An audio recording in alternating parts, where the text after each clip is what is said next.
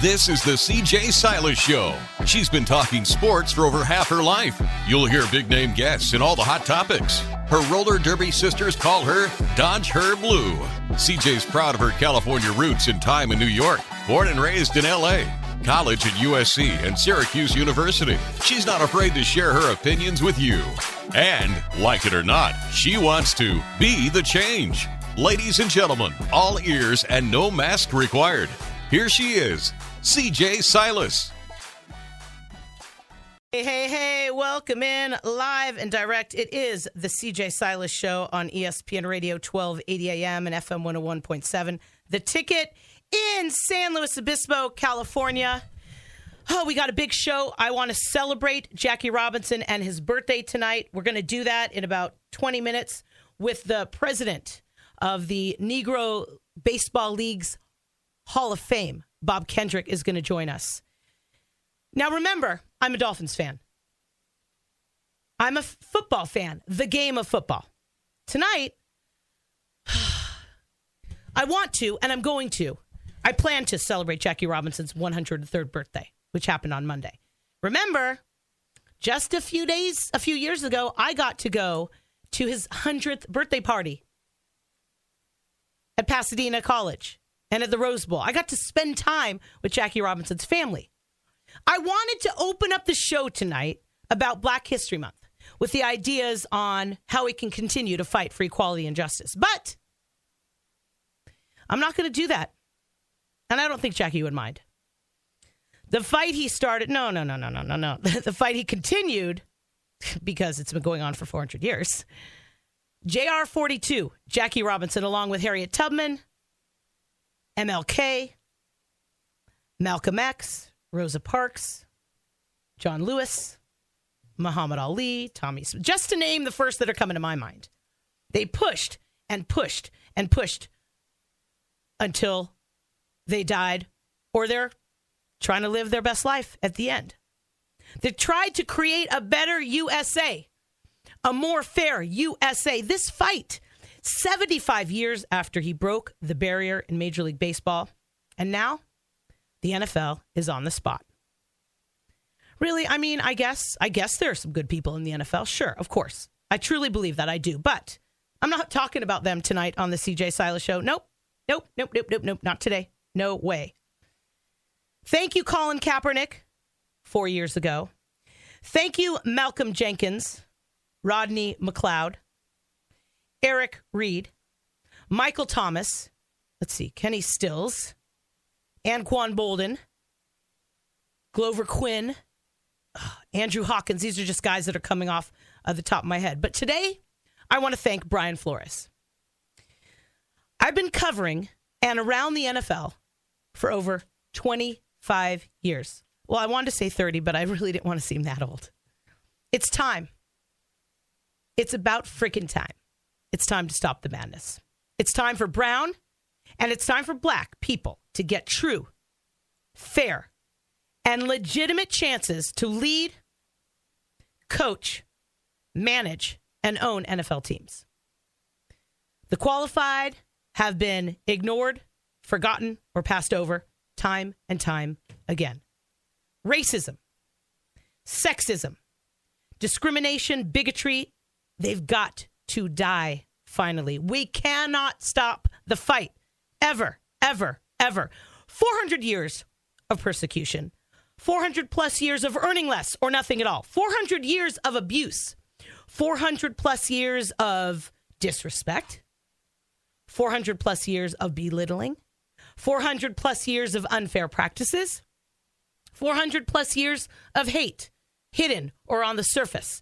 400 plus years of murder. 400 plus years of being less than or lower. 400 plus years. It's us. It's us. It's now. We can change history. We can write a new his story or her story. It's our time in 2022 to finally shift the landscape. Black people can't do it alone. Brown people can't do it alone. It doesn't actually matter what color of skin your skin is. Pink, yellow, green, blue, purple, magenta. It's our time to do it. We have to open our hearts, face the truth of what our country was built on. This is our time as one to recognize the mistakes, the conflicts, the loopholes, and definitely the corruption.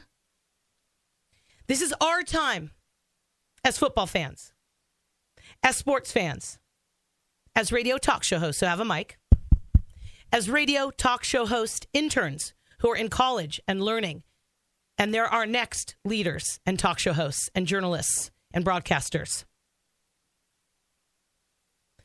We, as a nation, a country, one community, have to stop the madness. And I mean stop it. Not talk about stopping it, but actually do something. It may sound cliche to you. It may seem cliche to you. It may look cliche to you when I hashtag be the change. But I mean that from every cell in my body, every little morsel of human that I am. We don't need to sit in the crap any longer, but we must admit the truth to the story and know the story and understand it. We cannot forget the history and her story of this country. It should be the reason. It should be the reason that we stand together to change. Not just in football, or in basketball, or in baseball, or hockey, or soccer, or tennis. This is our country. These are our sports. Unity is not genuine. Unity is not true if we don't actually unite. And so that's why tonight on 02-02-2022, I'm challenging leaders, coaches, athletic trainers, managers, athletic directors, associate athletic directors, assistant athletic directors, leaders who have the ability in the world of sports to be that change. I am hoping with everything I have that other coaches in the NFL will rise up, no matter what color your skin is, and support what Brian Flores is doing, the courage he is experiencing and showing, the fact that he is putting his career on the line, just like Colin Kaepernick did in 2017, just like Muhammad Ali did, just like Jackie Robinson did when he left baseball early to do more for this country. Some of those activists that happen to be dead, if they're looking down, they're like, what did I even do it for? All the fighting that I did in the 30s, 40s, 50s, 60s, 70s, what? It's 2022.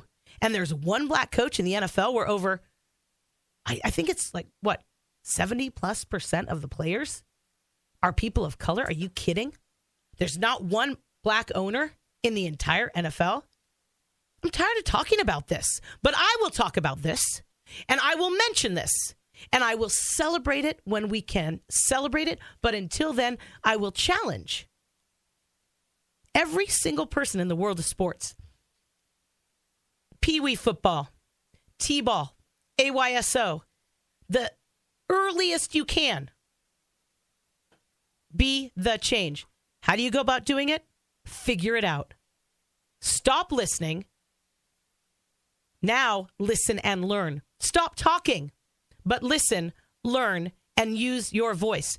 Coaches, teachers, managers, administrators, it's up to you and us to make it stop.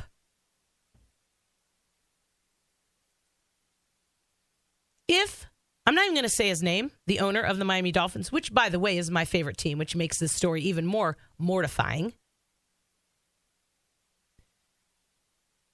If what Brian Flores is saying is true, and if you miss the story, There's a lot going on in the story. There are a lot of different components. But the one having to do with the Dolphins ownership is firing him when he was actually doing a really good job. I think he was like 4-2 against the Patriots. Who else did that with the Dolphins?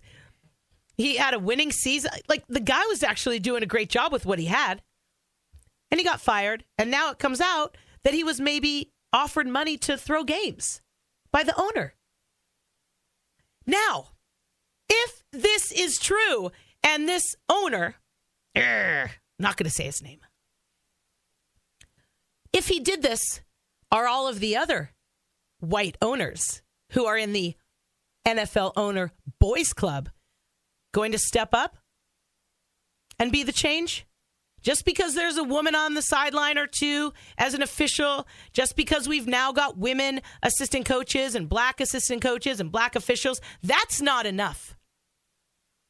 And the only people that can change this are the people at the top, because that's where it trickles down. I have ripped the NFL more than once on this show, and it's usually during Breast Cancer Awareness Month, because that's a sham. Let's put a little pink ribbon on their jersey and show that we care about women.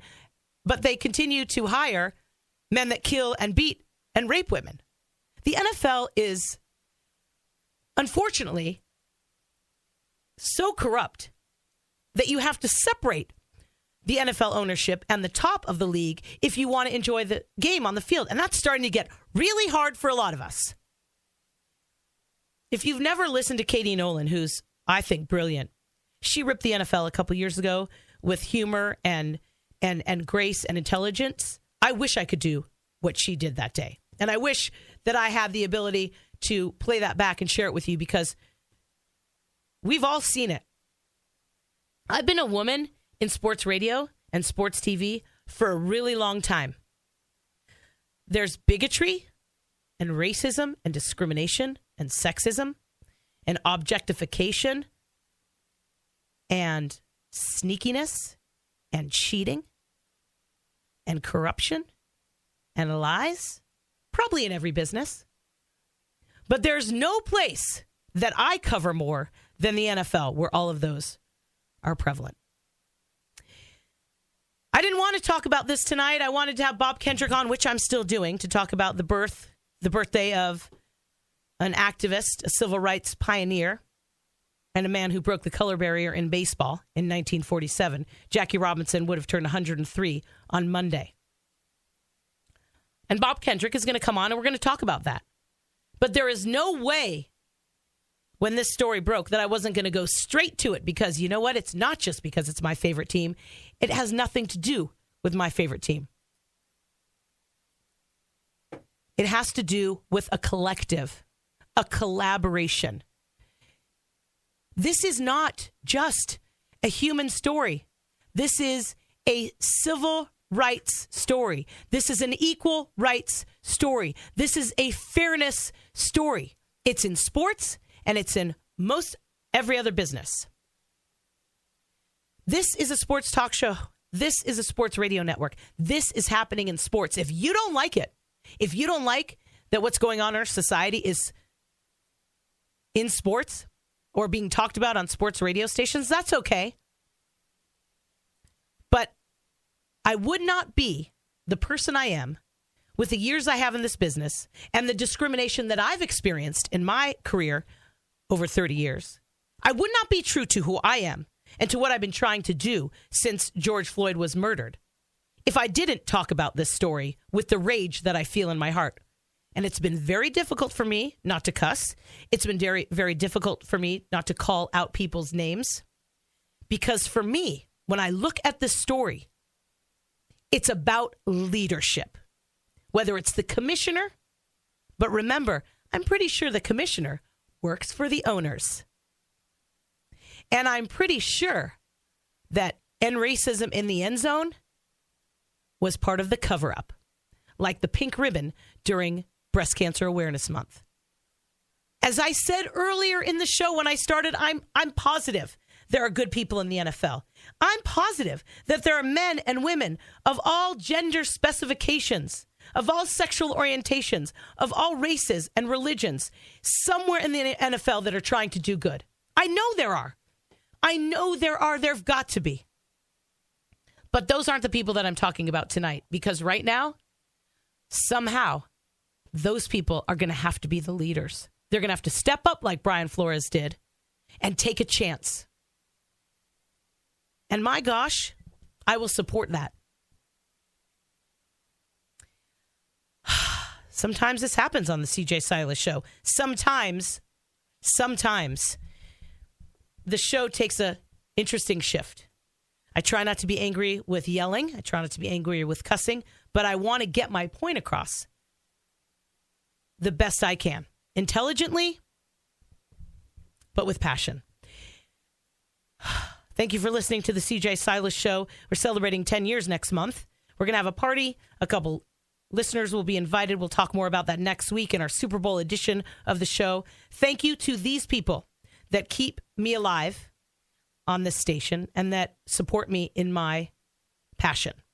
Joy Shell Beach, Dennis Dr. Daniel Lapidus and Larry Ackerman, Jim Nozzo, the Avila Bay Athletic Club and Spa, Michael Moore Sports Recovery, California Fresh Markets, the Slow Wellness Center. Coming up, Bob Kendrick, the president. So cool. I'm so pumped to have him on the show. The president of the Negro League Baseball Museum. It's a CJ Silas show on ESPN Radio 1280 AM and FM 101.7, The Ticket. 1280. Here's CJ. Welcome back to the CJ Silas show. Gosh, it's always nice to have a commercial break where you can take a deep breath. I wonder, it's not only to make money on radio stations, commercial breaks, but I think it also is, it's also good because you can take a deep breath. Because sometimes I get so fired up about a story that I can't breathe. So I get to have a commercial break and breathe. So now I've caught up on my breath, and I'm having a guest. He's been on the show before. I think it was either around Jackie Robinson Day in Baseball, April 15th, over the past few years, definitely pre-pandemic. Or maybe it was around JR42's birthday a few years ago. So I'm glad that he's coming back to the show, which means he liked me enough to show back up, but he also wants to celebrate Jackie Robinson's 103rd birthday with me on the show. He's the president of the Negro League Baseball Museum, Bob Kendrick. Hello, Mr. Kendrick. Hey, CJ, how you doing? Thanks so much for having me back on the show. Oh, my gosh, I'm so glad to have you. And I want to ask you at the end of our conversation, because a story broke today in the NFL that I have a lot of passion about with Brian Flores, the coach, former coach of the Miami Dolphins. And I want to get your take on it because you are a black man and you've been in sports a long time, so I'm sure you have an opinion about it. But I want to talk about something good first, okay? Okay. Okay, cool. Let's see. In 2020, your museum celebrated 100 years of Negro League Baseball. Unfortunately, because of the pandemic, you didn't get to do a celebration. First off, what's planned for that as soon as you can do something amazing?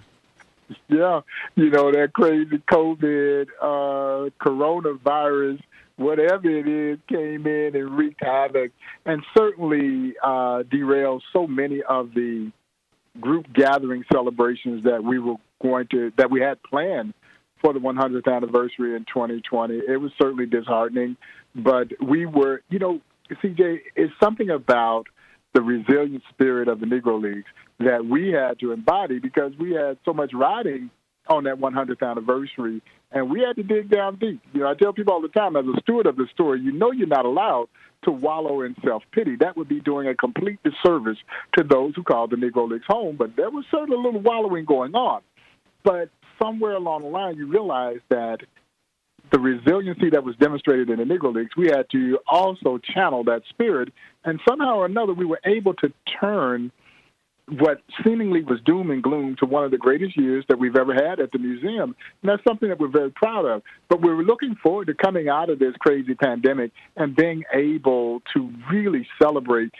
And we were still able to do some things. We just recently, in partnership with the U.S. Mint, announced a series of commemorative coins recognizing the 100th anniversary of the birth of the Negro Leagues. And if we're fortunate enough to sell through all of these coins, we could raise some $6 million for our museum. So I say all that to tell all your listeners, go to the Mint website and buy those commemorative coins. But it's also what a great what a great testament to what the Negro Leagues meant both on and off the field to have the first ever U.S. Mint commemorative coins dedicated to the Negro League. Okay, so exactly where do they go? Is it just www.usmint.com, or where do people find these coins? It's usmint.gov. Okay, usmint.gov. Okay. Uh-huh. Yeah, absolutely. And they're beautiful coins. The artist was challenged with looking at what I think are the real hallmarks of the Negro Leagues: pride, passion, and perseverance.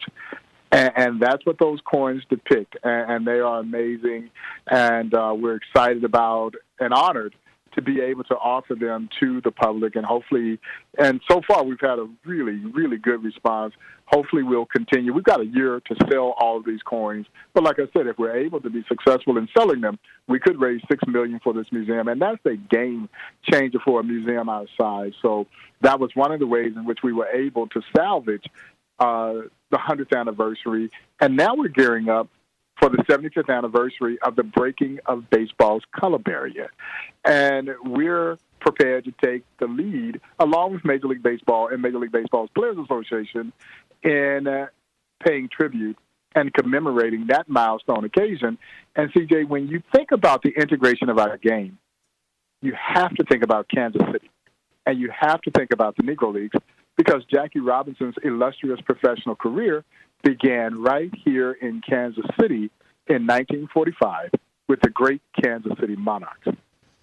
And if you watch the movie about him, you can learn even more. It's called 42. You can read about him. There's so much to know about JR 42, who would have turned 103 years old on Monday. He's Bob Kendrick. He's the president since 2011 of the Negro League Baseball Museum, which has been in Kansas City, Missouri since 1990. Started off in a small building, and it continues to grow. I know that story as well. Bob, I'm going to ask you a tough question, but I think it's an important one. With the murder of George Floyd that everybody got to see, and then the Black Lives Matter movement continuing, the crusade, the shift in the importance of the museum, and all those player stories. How have you seen that change? It was really interesting because as we all watched in shock and awe of that heinous episode that took place right before our eyes, CJ, I was somewhat surprised, although from the museum's perspective, we've always known this, but people really started to turn to the Negro League Baseball Museum, and to me in particular, I think seeking thought leadership. But it was with the understanding that our great museum is a social justice museum. It is a civil rights museum. It is just seen through the lens of baseball, but more importantly, it is triumph over that adversity. And I need people to understand, as a black man in this country, you need to understand my success stories, because throughout history, you've seen the downtrodden side of my journey seeking equality in this country. But my success stories have really rarely been touted. And the Negro Leagues are one of those great American success stories. Yes, it is anchored in the ugliness of American segregation, a horrible chapter in this country's history. But out of segregation rose this wonderful story of triumph and conquest. And CJ is based on one small, simple principle. You won't let me play with you in the major leagues. Okay, I create my own league. But as I remind my guests at the Negro League Baseball Museum, that is the American way. And so while America tried to prevent them from sharing in the joys of her so-called national pastime, it was the American spirit that allowed them to persevere and prevail. And so I want you to know my story in its entirety. Mm-hmm. And to me, we find commonality in these areas around these success stories, because not a lot of people can relate to those other experiences that have been so painful in my journey. And so we've been doing a lot of things in and around diversity, inclusion, and equity since that time. But that is exactly what this museum is here for. We can't forget what Jackie Robinson did, but we can't forget that over 400 years ago, the fight started, and it's still not ending. I think about him transitioning to white Major League Baseball in 1947, and I think it was a great thing because that meant that people of color could play with the white players, but it wasn't easy and it wasn't quick. And then because of it, the Negro Leagues started to kind of it ended. And that's the thing with me, is that I'm so proud and happy for what he did, but I'm also a little bummed out when I have this conversation about what his breaking the barrier did to the Negro Leagues.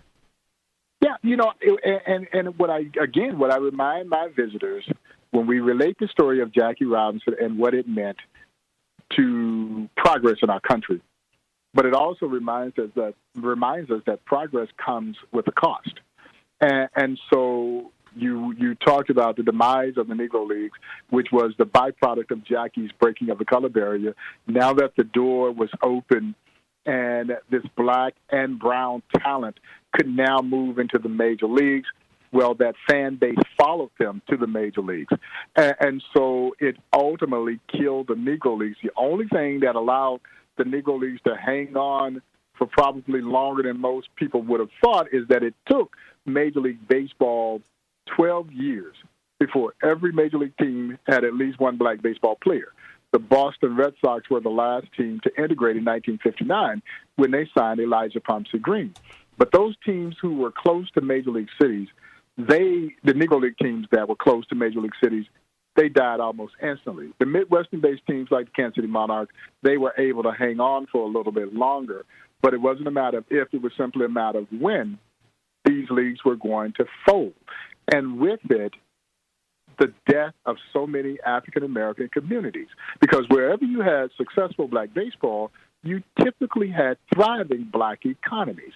And so, quite frankly, I don't know if the African-American community realized what we were losing when we lost the Negro Leagues.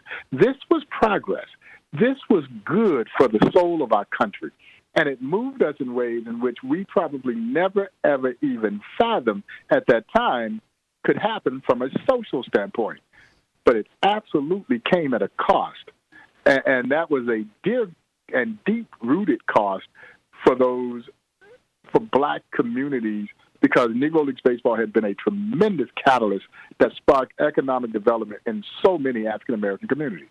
He's the president of the Negro League Baseball Museum in Kansas City, Missouri. It's won the Gold American Award for Nonprofit Organizations from the American Business Awards. Bob Kendrick joining the CJ Silas Show. Jackie Robinson's work in baseball was one thing, but the way he persevered, and it was not a long career. He left baseball early. He could have played for longer, but he believed and felt and was right about the fact that he could do more for the civil rights movement and the human rights movement if he left baseball. And people don't really look at all of the things he did after he played baseball. Yeah. How much was he involved with the Negro Leagues, not just baseball, but supporting those young players while he was still in the majors? Did he stay in contact with his former teammates? How did that go about? Yeah, no, what we saw was interaction, particularly when because Jackie was only here in Kansas City for about 3 months, and then he was gone. His teammates really had no idea where he was. He had literally disappeared. And, of course, we now know that he was meeting with Branch Rickey, where the two of them made the epic decision that Jackie would be the pioneer that would break Major League Baseball's 6-decade-long self-imposed color barrier. To be honest, TJ, Jackie absolutely hated his time in the Negro Leagues. And it wasn't that he didn't have respect for the players. If you know Jackie Robinson, he hated the fact that he had to play in a Negro League. And he hated the Jim Crow, environment that they were having to endure. Jackie was California, Pasadena, so he may have dealt with racism, but not to the degree that he had to face in the Negro Leagues. Some of those were substandard kinds of living conditions, not knowing where you could get something to eat, not having a place to stay. So the Negro Leagues left a bad taste in his mouth, even though he had great respect for the tremendous talent that was there.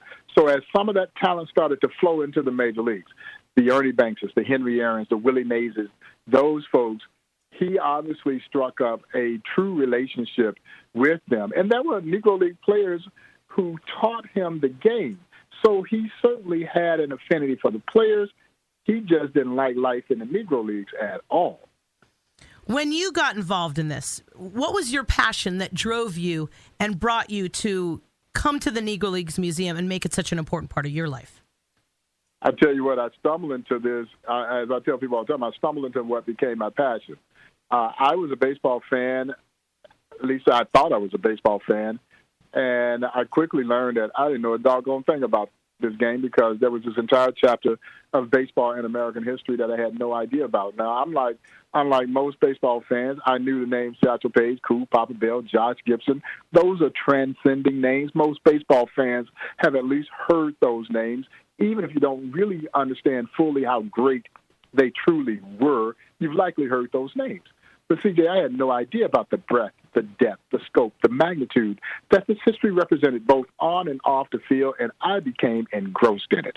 I wanted to learn as much as I could, and I didn't want to keep it to myself. I wanted everybody else to feel the same way, and then I started to meet the players. And one player in particular, my dear friend, the late, great John Jordan Buck O'Neal. And I tell people all the time, man, once you're bitten by the Buck bug, it's a wrap.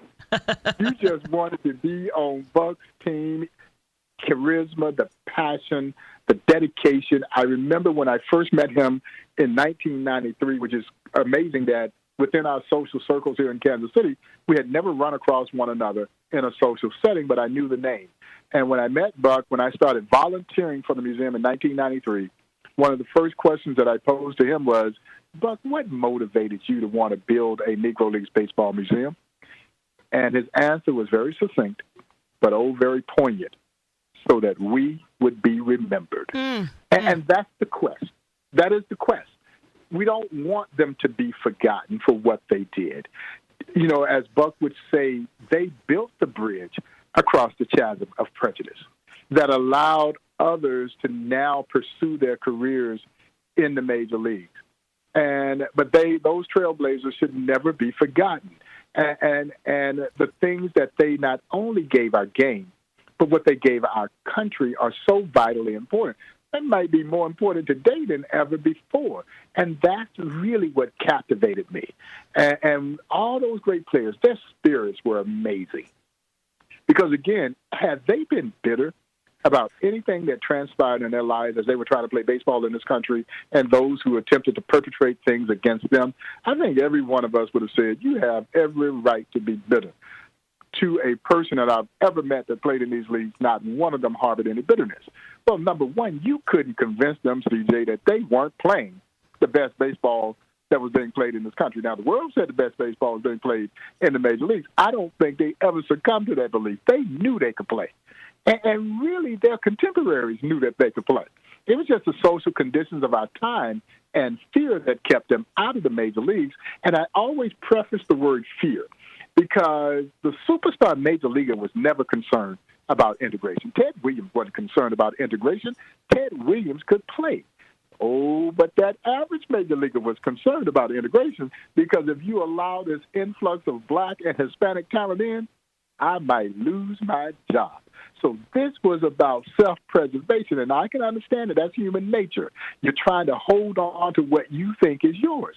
But see, the great athlete appreciates the great athlete. And the only way that you can measure how good you are is by playing with and against the very best. And so all of that led me to what I am so passionate about today. I never saw it turning into a career. I just wanted to support the museum in any way that I could, and it has turned into one of the most gratifying things that I think I could have ever imagined doing. Yeah, Buck O'Neal, wasn't he one of the first black coaches in Major League Baseball, too? He was the first black coach. Yep, I thought 1962, 1962 with the Chicago Cubs. Oh, my goodness. And I used to talk to Buck about that, and he'd say, yes, I was proud that I was the first black coach in the major leagues, that it meant a little bit better living conditions, a little bit more money.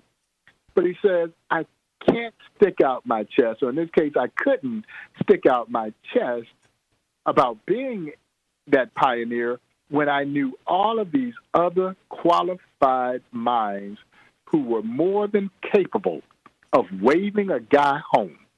All these great minds in the Negro Leagues. And that's the piece that we don't talk about. We talk about the players, and baseball certainly integrated the field, and it gave black and brown players an opportunity. But you think about this. Buck O'Neal becomes first black coach in Major League Baseball history 15 years after Jackie breaks the color barrier. Wow. And now that you mention him, him and Ichiro Suzuki were friends for a time, and I think that he was friends with Lou Brock. If my brain's coming back to me, and then he's being inducted into the Baseball Hall of Fame this year, isn't he? Yeah, Lou Brock was basically Buck's surrogate son. I knew there was some relation. Yeah. Yeah, Buck signed Lou to the Chicago Cubs, and then the Cubs sent Lou to St. Louis in one of the worst trades in baseball history. But Buck was basically Lou Brock and Ernie Banks' surrogate father. Wow. You know, he took care of them. When you see, if people didn't know Buck O'Neil, but you knew Ernie Banks and you knew Lou Brock, you knew Buck O'Neil. They acted just and behaved just like Buck because he not only taught them baseball, but he taught them social graces. He taught them how to dress, everything, and they just admired him and they emulated him. And so we spent so many countless moments, precious moments, with Ernie and Lou. And it saddened me that both of them gone, and of course Buck is gone. And you're right, you know, Buck finally was voted into the National Baseball Hall of Fame on December 5th of last year. And, of course, the ceremonies will take place July 24th. It's 15 years after his passing, and so that piece of it is bittersweet. But it certainly does not diminish the accomplishment, and hopefully it won't diminish the impact that his Hall of Fame celebration can have in terms of raising awareness and needed support for his museum. And so, yeah, I've not stopped smiling since December 5th. And I'm so cool. Happy for my friend that he's finally going to take his rightful place amongst the immortals of this game. Bob Kendrick, the president of the Negro League Baseball Museum, joining the CJ Silas Show. I called you. One of my producers called you to have you on the show to celebrate Jackie Robinson's birthday, but even bigger than that, and you know the Jackie Robinson connection with me, he's my WWJD throughout my entire career, but to have this conversation with you unexpectedly about Buck O'Neil really touched my heart. And I came into the show early on. I was super fired up about black coaching in the NFL and some of the corruption that has come to the forefront over the past couple days. But Bob, you really are a mood changer. I don't even want to talk to you about what happened in the NFL today because I want to hang up the phone with you feeling this much joy. Oh, thank you so much. Thank you. I needed that. And you know what happened is Jackie gave me the gift of you because the last time you spoke, it was about Jackie. But this time, Jackie gave me the gift of you and you gave me the gift of some more of Buck O'Neil's story. I'm so happy right now. Thank you. It is my pleasure. It is my pleasure. And so, again, thank you so much for having me on the show. And I hope your listeners, if you're ever in Kansas City, please come by and visit the Negro League Baseball Museum. It is such a special, special place. And if you want to learn more about the museum, please visit our website at nlbm.com. You can find out ways in which you can support, shop in our gift store, all of those things that help support the work that we're doing. Bob, I'm going to go right to usmint.gov tonight while I'm eating my dinner, and I'm going to buy each of my interns a coin, and we're going to help you raise that $6 million, and we're going to continue to support you all the way from California because I know you're not an actor, but I know what you are saying is from your heart and your passion and your energy and your sincerity and your willingness to be on the show for this long means so much to me. And everybody that's listening to the show, that listens to the podcast, is going to feel you and how much you love the sport of baseball, and especially what the Negro Leagues not only did for men at the time the Negro Leagues were playing, but what this league did for this country, even though the baby steps are super, super slow. Thank you, thank you, thank you.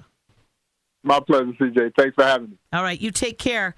Bob Kendrick, the president of the Negro Leagues Baseball Museum. My gosh, I'm serious. Like, wow.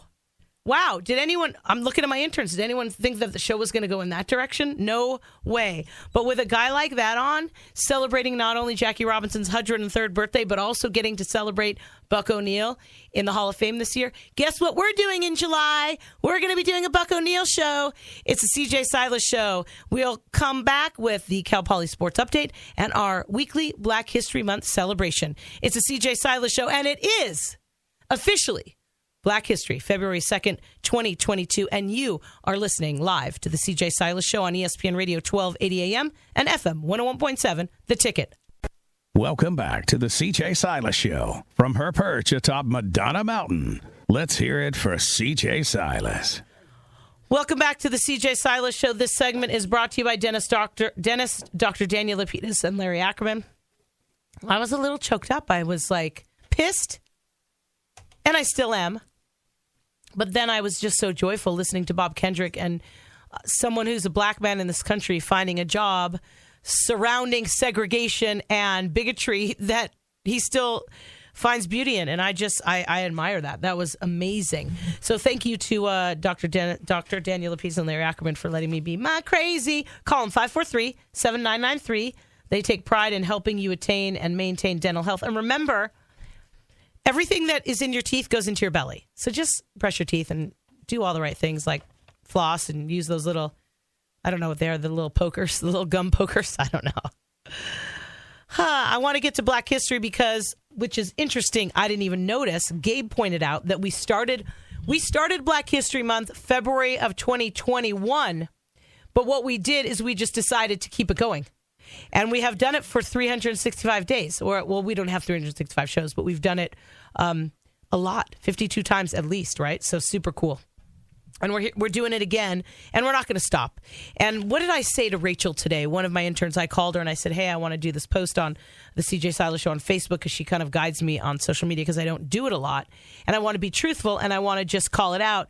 And so I read it to her, and I said, is that too much? She said, CJ, people go to your show for sports, but they also go to you for what you're doing. And those that don't like it don't have to listen.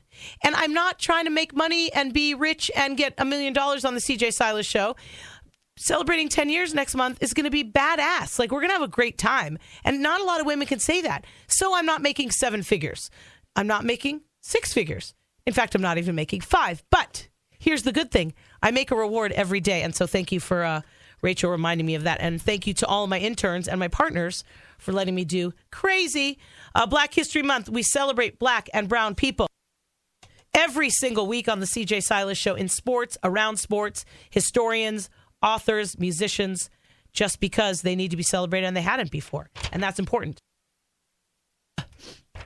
Carter G. Woodson, born December 19th, 1875.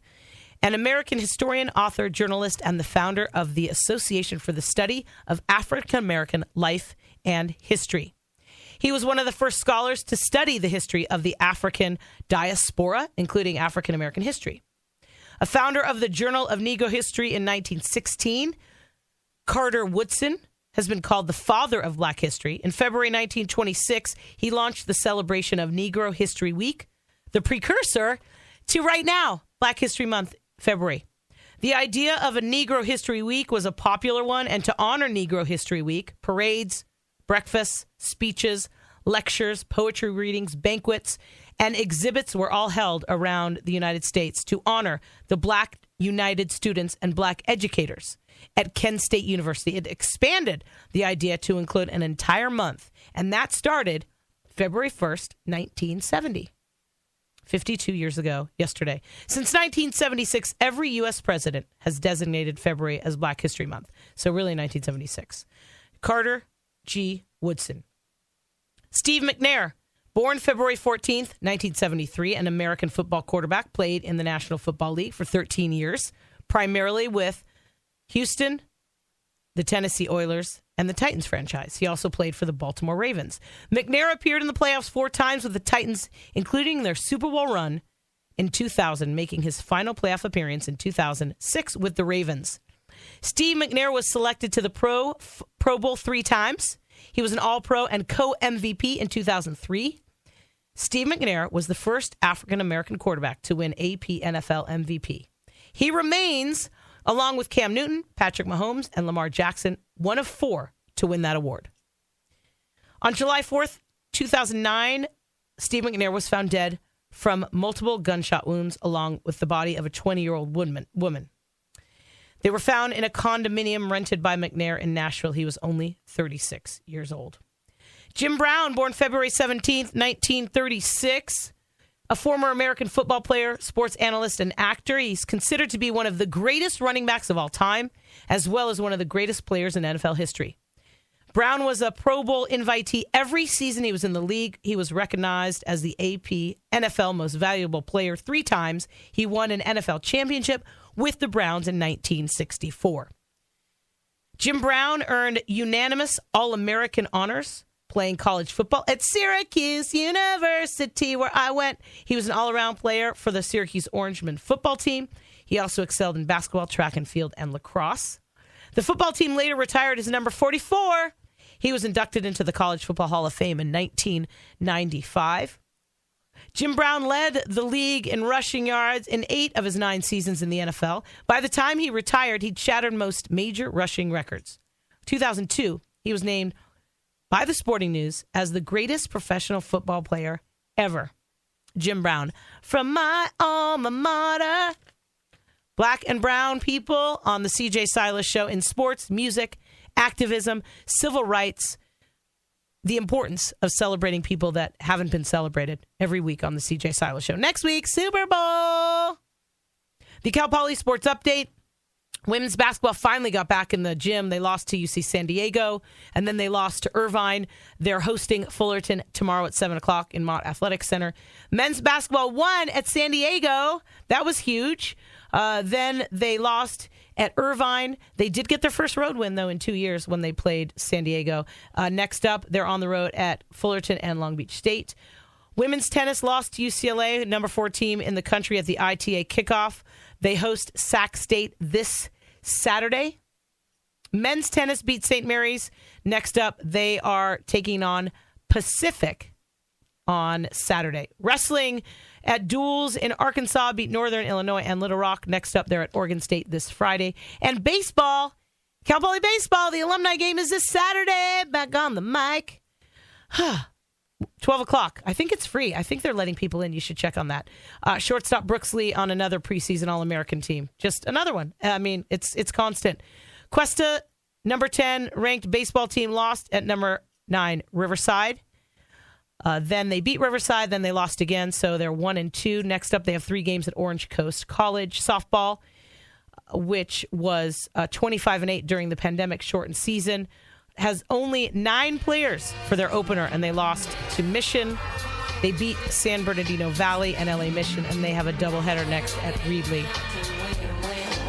I'm going to turn off my mic now. What an emotional show. It started with anger, dissension, pissed offness, which is not even a word, and it went to joy when I got to talk to Bob Kendrick from the Negro League Baseball Museum.